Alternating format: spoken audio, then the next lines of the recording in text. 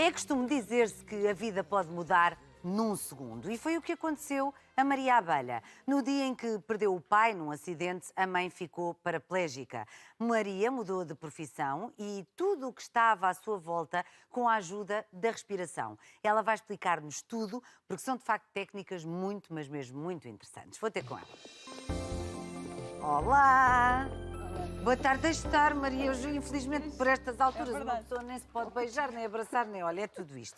Olha, muito boa tarde, bem-vinda à nossa tarde. Obrigada por estar connosco.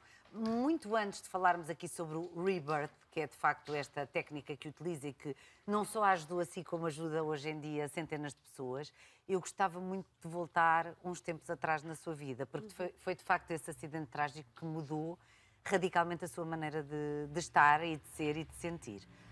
Antes do acidente, como é que era a vossa vida? Da Maria e dos pais. Olá, para já, obrigada por estar aqui, obrigada por partilhar a minha história, mas neste sentido de chegar de facto aos outros é o que importa. A minha vida era uma vida de, digamos, normal, não é? Trabalhar, O que é que fazia?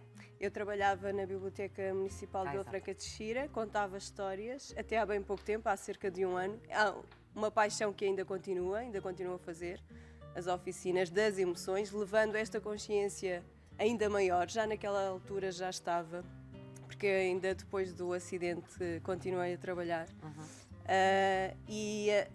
Entender que podemos marcar a diferença logo desde o início nas crianças, e as histórias são um poder maravilhoso para isso. Então estava a trabalhar, nesse momento exato que foi o acidente, eu estava de viagem. Estava de regresso. Eu estive em Itália 3 semanas. Também foi uma viagem com imensas imprevistos. Super atribulada, não é? Muito atribulada. Tudo o que era suposto acontecer não acontecia. Exatamente. Parece aquelas coisas que quando um dia vai correr mal nós sabemos logo de manhã, não é? É uma coisa assim meio esquisita, mas nós sabemos logo. Foram 3 semanas com acontecimentos sucessivos que a contar parece um filme, parece mentira. E eu dizia sempre que, olha, independentemente disso, estamos bem, é o que importa. Fui com amigos, éramos 5. Tudo avariava, batiam-nos no carro, assaltaram-nos, sim. Os meus pais não sabiam de todo. Claro. Fomos de autocaravana, avariou logo no primeiro dia, tivemos um furo ainda antes disso. Foi hilariante, sim. Ao mesmo tempo hilariante. Mas esta questão de estamos bem, até dava para descontrair e rir com isso. Até que no dia em que eu vinha de viagem, estava de expresso, foi o meio que encontramos, e recebi o telefonema da minha irmã a dizer o que tinha acontecido. Já era de noite e eu não tinha como sair daquele autocarro e chegar mais cedo. É uma sensação indescritível de impotência. Mas soube logo que o seu pai tinha falecido no acidente? Quando a minha irmã me ligou, ela disse que tinha havido acidente e que tinha sido chamada ao local. Eram cerca de 8 horas, salvo erro, 8, 9, já não me recordo precisamente. E não sabia ainda muito bem o que se passava. Um acidente? Sim. Todos os acidentes são sempre disparatados, não é? Porque nós sentimos sempre, como o próprio nome indica, era uma coisa que poderia ter sido evitada. Mas este acidente foi com um trator? Sim, eles trabalhavam no campo e tinham ido fazer a vindima, e o meu pai estava de trator, sim. E a minha mãe, eu só soube depois de outro telefonema, que me disseram: prepara-te, ele está a ser assistido, mas foi uma questão de horas.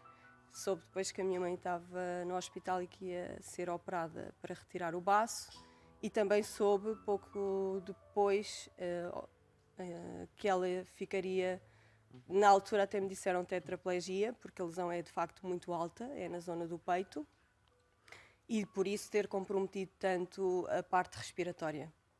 Que no fundo eu entendi, e ainda hoje sinto ainda mais, que o facto de haver uma lesão não é impedimento para a pessoa ser feliz. E foi isso que eu pedi muito, para, não numa forma egoísta, mas ok, o todo tê-la cá, não é? Sim. Mas a Maria soube de tudo isso, mesmo essa contagem de história cronológica que me está a fazer agora, ainda sempre à distância? Ainda. Porque ainda não tinha Ainda à conseguido chegar a distância. Portugal. Não, E de quando maneira chegou? nenhuma.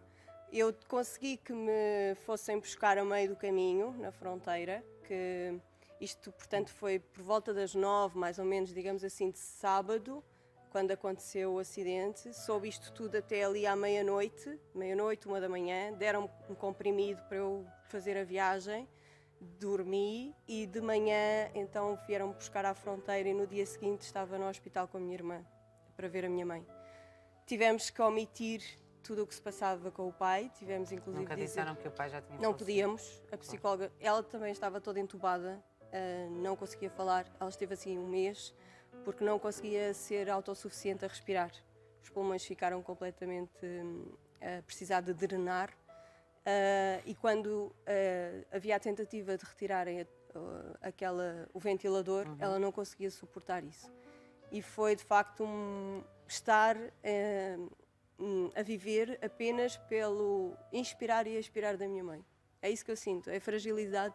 E hoje, olhando para a história que me chega de facto esta terapia, se bem que naquela altura houve outras que me ajudaram, porque a dor é grande, a tentação de ficarmos na dor Também é grande. também pode ser, mas há uma enorme fragilidade. Ficamos apenas focados naquela situação, porque tudo desaba.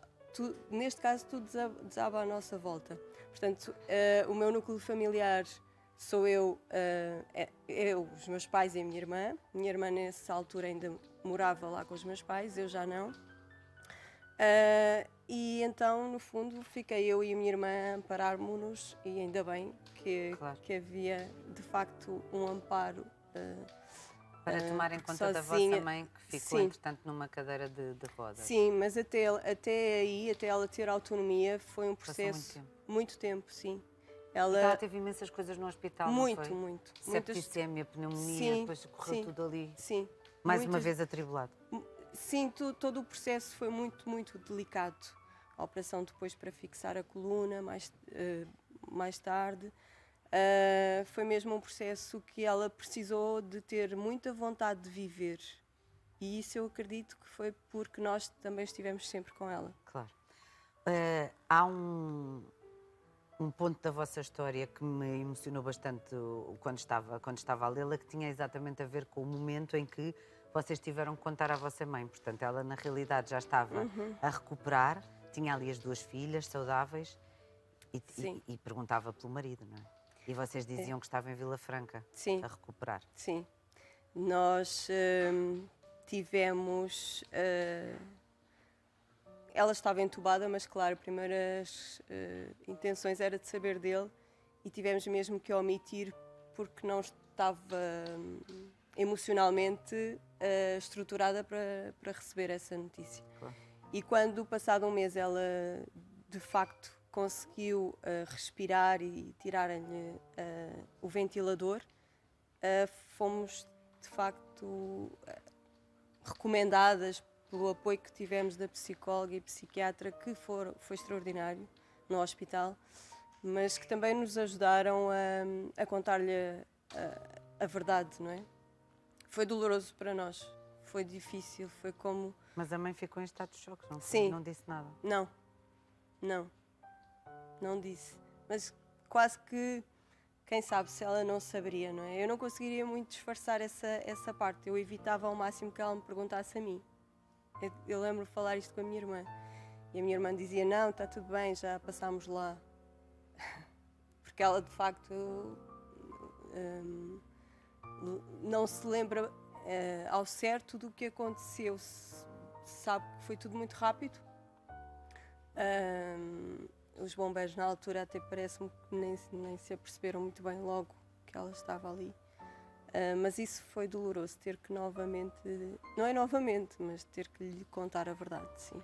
E depois foi mais uma vez um renascer, porque tiveram de voltar para casa readaptar uma vida que já não era propriamente muito jovem a uma nova maneira de estar na vida, de encarar a vida, de ver inclusivamente tudo, não é? Adaptada a uma cadeira de rodas. Como é que foram esses tempos? Ainda estamos nesses tempos. Ainda está. Há quanto tempo foi o acidente? Porque vai fazer agora em setembro 5 anos. E o Covid ajudou-nos também a dar mais um passo. É curioso. Então ela foi, passado 3 meses, para Alcoitão, e acho que só aí conseguimos também respirar um pouco, porque sabíamos que ela estava entregue a fazer reabilitação. E a um dia de ter entrado aí, era véspera de Natal, e foi também um momento desafiador para nós. Perguntaram-nos se queríamos que ela fosse passar o Natal connosco a casa. E nós ficámos, eu e a minha irmã, muito contentes, e dissemos logo que sim, e só depois caímos na realidade de mas como cuidar dela? Uma pessoa que agora não se conseguia sentar, que tinha uma quantidade imensa de procedimentos. Claro. E lá disseram-nos, nós vamos ajudar-vos, deram-nos uma formação ali intensiva, e o entusiasmo de a trazer para casa e passar o Natal connosco era muito maior do que qualquer outra dificuldade que pudéssemos ter. E eu lembro-me até de ter agasalhado tanto, com tanta preocupação, que ela até teve febre. Com tanto calor que sentiu em pleno dezembro, não é? A chegar ao Natal. Exatamente. Aos poucos se foram adaptando a novas situações. O amor reforça-se e renasce. Completamente. E aprende-se também a conhecer uma pessoa que está ali a vida inteira. Eu sinto muito isso. A conhecer uma nova mãe, a conhecer-me também um novo eu mesma. Tenho feito um processo para lidar com estas emoções e por isso talvez ter descoberto este outro caminho e ter feito tantas transformações na minha vida e ter-me permitido a renascer, que isso também é importante. Nós permitirmos-nos renascer. E foi a nível profissional, a nível pessoal, portanto foi uma mudança que ainda agora está a acontecer. E a Tânia perguntava-me sobre a adaptação à casa. Ela ficou, depois de Alcoitão, cerca de 1 ano em reabilitação, ficou em minha casa e na casa da minha irmã, quando a minha irmã também teve essa possibilidade.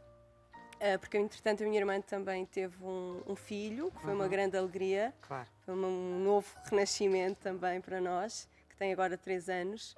E a minha mãe compartilha, neste momento, até a esta altura do Covid, o estar comigo e estar com a minha irmã. Está ao nosso cuidado. Também foi outra das opções que nós tomámos em tê-la connosco e não numa instituição. Claro. 55 anos é muito nova, É muito nova. é uma vida que ainda está por aí com tantas oportunidades e é isso que nós possibilitamos. Sim. Para se ter grandes mães também convém ter grandes filhas e, portanto, eu acho que a Dona Aida sabe disso muito bem. Muito boa tarde, Dona Aida. Sim, boa tarde. Olá, como está? Olá, tudo bem? Está tudo bem?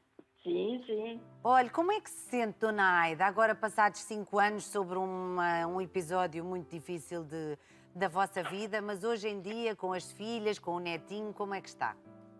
Sim, agora, com isto tudo, é verdade, com o neto, pronto, mais ou menos. Mas, bem, mas claro, com as possibilidades de sempre ir para a frente e andar, e temos que andar, tocar a vida para a frente, é isso. Pois, claro. Olha, eu tenho aqui a sua filha, uma das suas filhas, a Maria. Ela está também muito emocionada. Quer dizer-lhe alguma coisa, Dona Aida? Sim, que amo muito e que é graças a ela e à irmã que realmente tudo isto se passou e coragem, porque sem elas não conseguia ter, e obrigada por tudo o que elas fizeram por mim e que as amo muito, é isso. É verdade. Se não fosse elas, não sei, era, muito mais difícil, não é? Elas tudo por mim e sempre. E a mãe, ainda hoje, a mãe não se olha para trás, é para a frente, que agora para trás já não não há nada a ver, é para a frente, é que temos que tocar a vida para a frente, é verdade. É difícil, mas é verdade. É difícil, mas é verdade. É. A Maria também gostava de lhe responder, Dona Aida. Mãe, Sim, também te amo muito e é contigo que eu aprendo cada dia a viver e a ser feliz. Obrigada. sim, obrigada também. Obrigada eu Amo-te, por tudo. mãe. Eu também. Também houve...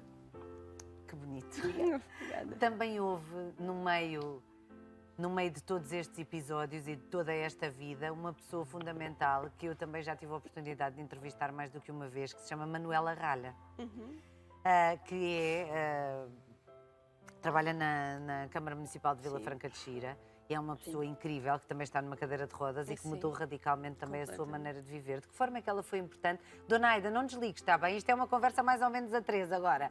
Sim, sim, sim. Obrigada, obrigada. De que forma Obrigada. é que a Manuela foi importante para a recuperação da sua mãe? Ela foi, antes de tudo, uma amiga.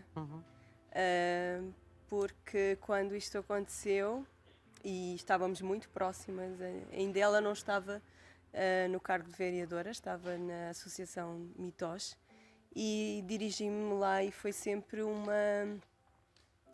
uma ponte, não só para esclarecer a nível de quantos procedimentos são imensos, as logísticas, as questões a tratar de saúde, burocráticas, e ela esteve sempre disponível, sempre. E sim, é um exemplo que eu também tomei. Sim, é de facto, quem conversa com a Manuela Ralha fica tocada por muito tempo. Sim. Eu vou, Dona Aida, eu sei que está só ao telefone e portanto não vai ver, mas vai ouvir, porque nós tomámos a liberdade de ir falar com a Manuela Ralha, vereadora da Câmara Municipal de Vila Franca de Xira, e ela tem aqui algumas palavras para dizer e eu acho que é muito importante que todos possamos ouvir. Toma atenção. Boa tarde a todos os que nos estão a ver lá em casa, boa tarde a quem está no estúdio, boa tarde a quem faz esse magnífico programa e, sobretudo, uma excelente tarde para a Maria e para a Aida.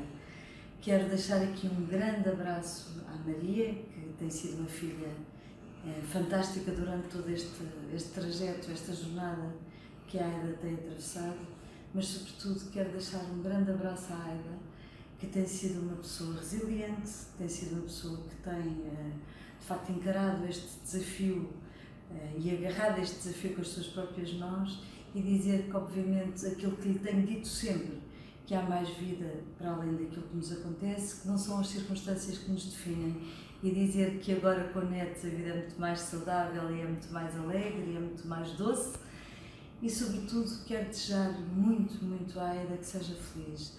Não é uma situação fácil, mas eu sou a prova viva que, de facto, nós conseguimos e conseguimos avançar. Temos que ter, obviamente, a resiliência, e se não conseguimos fazer as coisas numa determinada forma, temos que aprender a fazer de outra. Aida, eu sei que a jornada ainda é longa, que os dias às vezes são difíceis e o caminho às vezes parece muito complicado, mas eu sei que tu consegues e consegues ir mais além, e nós estamos todos aqui para te ajudar. Um beijinho muito grande. Dona Aida, gostou do que ouviu? Sim, sim. É bom sentirmos acompanhados, não é? Sim, ela é espetacular. Pois é. É mesmo maravilhosa. Querida Aida, vou agora desligar o telefone, agradecendo-lhe muito a ter falado consigo agora. Vou continuar a conversa com a sua rica filha e libertá-la o mais rápido possível para ela ir para casa, para os braços da mãe, está bem? Um grande beijinho, Dona Aida, muita força e muita luz, está bem? Obrigada. Um grande beijinho para si. Beijinho também, obrigada por tudo. Obrigada.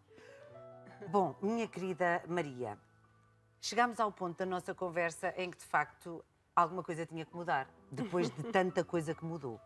E a sua profissão deixou de lhe fazer sentido. Onde é que nasceu esta profissão que atualmente tem? Como é que isto apareceu? É curioso, eu continuo a fazer as minhas atividades com as crianças. Sim, mas deixou de ser uma ocupação principal, não é? Sim, por um lado sim. Talvez tenha uma adaptação e uma maior preocupação nas histórias que conto, sim, sem dúvida. porque já não conto a história apenas por contar, para além de sempre ter de fazer sentido e ter de gostar da história, isso é sempre algo que deve acontecer, mas faço com a maior intenção de emocionalmente ajudar as crianças a expressarem as suas emoções, porque muitas vezes o adulto, quando não expressa as suas emoções, a criança também não o aprende a fazer. Claro. E isto é um modo também já de levar aquilo que eu aprendi em todas as outras áreas. Portanto, não foi ali o deixar de fazer sentido o trabalho que eu fazia, porque amo de paixão o trabalho que fazia e que faço. O estar com as crianças, o contar histórias, por isso ainda hoje faço as oficinas das emoções, talvez com uma maior consciência ainda, permitindo que as crianças respirem, que já fazia isso, já estava a fazer isso. Mas faz ainda em Vila Franca? Faço em escolas e já em muitos outros sítios, onde for solicitado. Vou às escolas, grupos de pais também, adoro trabalhar com pais e filhos, adoro. Porque é através dos pais que nós podemos ajudar os filhos a crescerem e ajudamos sempre, independentemente de saber, consciente ou inconscientemente, não é? Eles vão se formando. Mas onde é que nasce o Rebirth? Nasce... Ou seja, esta técnica que utiliza hoje em dia de respiração para se voltar lá atrás. Nasce depois de muitas outras formas que encontrei de me autoconhecer, de gerir toda esta dor e toda esta destruturação que foi este acontecimento. Foi traumático, naturalmente. Sim. E de um momento traumático é necessário encará-lo de forma positiva. E foi isso que eu tentei fazer sempre. Encontrei várias... foi longo o caminho, mas esta foi a última e foi a mais impactante, sim. Então o que é Porque é uma terapia que vai basear-se na respiração, consciente e conectada, e também no pensamento criativo. É isso que trabalhamos, a forma de pensar. E lá está, a forma de pensar positiva atrai positivismo. E o contrário, a mesma coisa. Então, quando nós temos uma realidade, e isto foi algo também que me disseram após o acidente, alguém que me agarrou as mãos, agarrou-me na minha mão, e eu muito agradeço a essa pessoa que sabe de quem eu estou a falar, porque após o acidente, porque é que isto me acontece, não é? Que sentido é este da vida? Porquê? E são imensas as perguntas. E aí perceber que podemos e temos a responsabilidade da realidade que estamos a viver é enorme. Dizerem uma coisa destas quando algo tão trágico aconteceu. Então, que energia, que pensamento, que forma de viver se está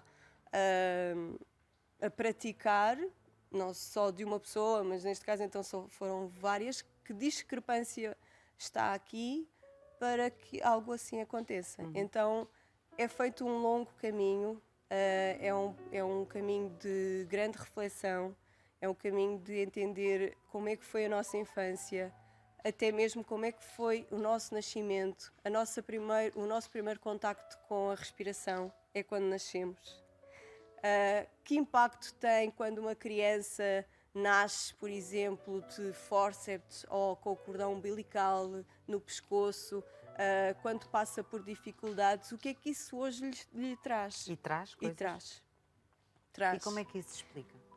Explica com uma insegurança, com um medo que a criança já na barriga da mãe vai sentir para não vir. O medo que a mãe sentia? Provavelmente o medo que a mãe sentia, o ambiente exterior não seguro. A criança, independentemente de estar já a ouvir ou não, é? Sente tudo, já está, é comprovado que sente tudo o que a mãe sente. Claro, então, energeticamente, a criança vai estar com vontade ou não para viver. E essas dificuldades vão ter impacto, sim. Por exemplo, se uma criança que nasceu com o cordão umbilical no pescoço, hoje pode ser uma pessoa que tem dificuldade em suportar aqui um cascole, uma gola alta, São pormenores, mas como São nós coisas que têm respiramos alguma hoje... explicação. A forma como nós respiramos hoje é ditada É muito das como- nossas primeiras respirações. Também, e também como nós estamos a viver no momento. Se nós estivermos com uma ansiedade, a nossa respiração vai ser muito curtinha. Se nós começarmos a respirar mais amplamente, ganhamos luz, ganhamos amplitude, ganhamos esta vontade de viver, que é aí que nós temos que nos agarrar, à vontade de viver. E é uma aprendizagem que pode ser feita mesmo que uma quantidade de circunstâncias até agora não nos tenham ajudado. Mas Sim. começou a aprender isso para si, começou Sim. a resultar em si e agora ajuda outras pessoas. Sim, eu fiz a formação para mim, foi em modo retiro, estive cerca de 9 dias nesse trabalho intensivo e diário e contínuo.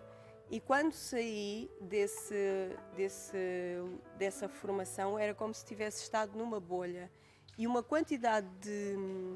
É como se tivesse completado as puzzles da minha vida, encaixado o porquê de estar a viver e a agir assim ou de outra maneira, até mesmo o fundamento do porquê de estar a fazer o trabalho que fazia, a nível de relacionamento. Eu, quando saí dessa formação, foi o perceber que já não respirava em determinadas circunstâncias que não me faziam sentido, e foi mesmo aí que acabei por me desvincular do meu trabalho, da função pública. Também terminei o relacionamento que estava a ter até então. Foi um destruturar de tudo para vir algo novo. E mais completo e mais inteiro. Sim, mais inteiro, mais dentro daquilo que é o meu sentir. Mas imagine, Maria, para as pessoas que nos estão a ver agora, quem gostasse de fazer uma sessão consigo, que não é uma, são 10 ou 11, não é? Sim. Como é que pode fazer para chegar até si? Primeiro pode fazer uma para nós entendermos como a pessoa está a respirar, como a posso ajudar, quais são as suas questões a que mais quer mudar. O melhor neste caso, quando alguém me procura, é a pessoa estar mesmo naquela predisposição de eu preciso mudar a minha vida. Há que fazer algo para melhorar. E este é o clique que é preciso. Porque é um compromisso grande, é um processo profundo, é um autoconhecimento que vai às dores da nossa infância, da nossa criança, melhorar a autoestima, que é extremamente importante. E isso também já advém do nascimento de uma criança que é desejada, uma criança que é planeada, tem uma autoestima diferente de uma criança que não é planeada. Claro. Isso também é algo que nós podemos logo cuidar. Vou só pedir-lhe mais uma coisa antes de desligarmos também. Maria Abelha Terapeuta é a página do Facebook Sim. da Maria, que se quiserem procurar chama-se Renascer e, portanto, aproveite, vá saber mais, vá informar-se e, quem sabe, não se vai lançar num universo que não é desconhecido. Às vezes temos-lo é tão guardado que só faz é nós e coisas más.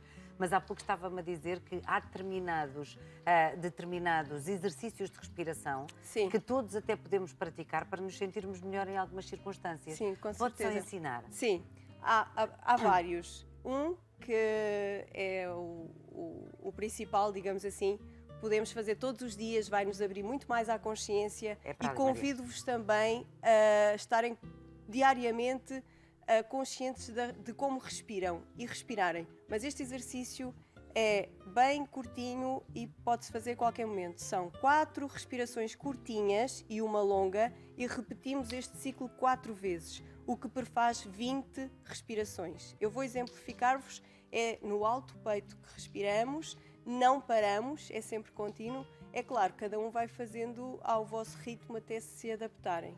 Vou fazer então, é assim.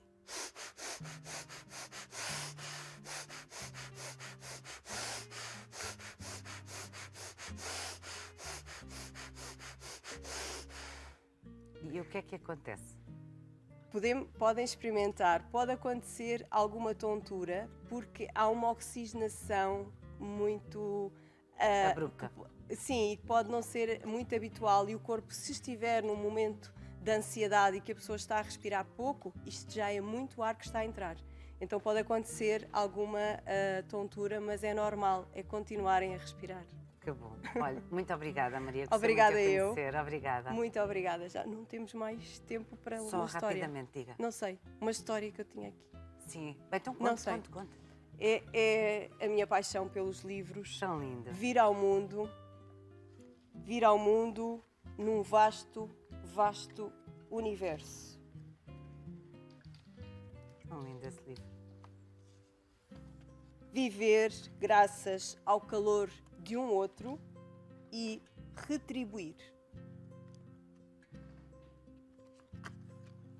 Misturar as suas cores para uma ainda maior beleza.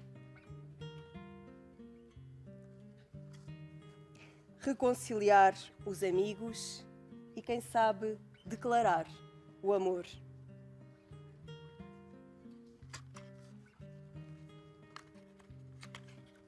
Coroar as crianças e alegrar, que é algo tão importante, alegrar a velhice. Dizer um último adeus e, apesar da fragilidade, apesar de tudo, resistir.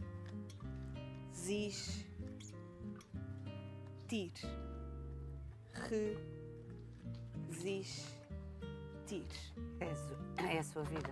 É a minha vida. E a de tantas outras pessoas. Muito obrigada, Obrigada, Maria. eu. Foi um Muito gosto tê-la obrigada. conhecido. Muito obrigada. prazer, Obrigada. Tânia. E voltamos à música, porque a caminho do 6º álbum, os Quatro Men's apresentam-nos Não Dá Nada, o single do seu novo trabalho. Vamos ouvir.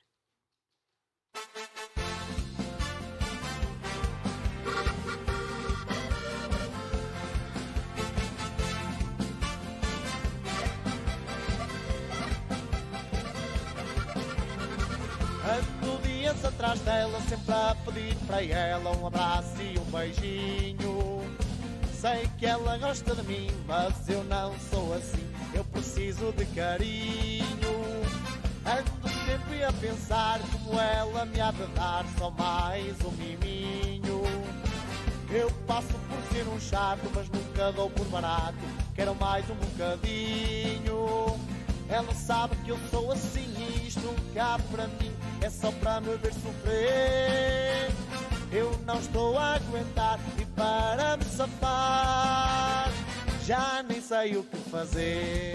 Ela não dá nada, ela não dá nada para mim. Ela não dá